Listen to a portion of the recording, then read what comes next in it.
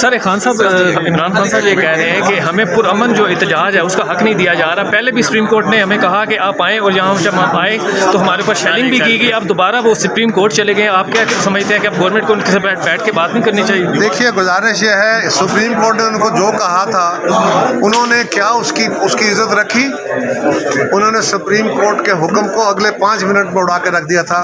Supreme court نے کہا تھا G9H9 پارک میں جلسہ کر لیں، انہوں نے کہا نہیں، میں ڈی چوک میں آ رہا ہوں. اب جو کچھ انہوں نے سپریم کورٹ کے ساتھ کیا ہے، اس کے بعد ان کے ساتھیوں نے کیا ہے، وہ ریڈ زون تک گئے ہیں. اس کے بعد سپریم کورٹ فیصلہ کرے گی. سپریم کورٹ میں گئے ہیں، یقیناً فاضل جج صاحبان اس معاملے کو دیکھیں گے کہ ایگزیکٹو سے اگر یہ توقع ہے کہ ایگزیکٹو اتھارٹی جو ہے وہ غلط کاموں کو روکے گی، تو پھر ان کے ہاتھ نہیں باندھنے چاہیے، ان کو ود ان مینس اپنا کام کرنے دینا چاہیے.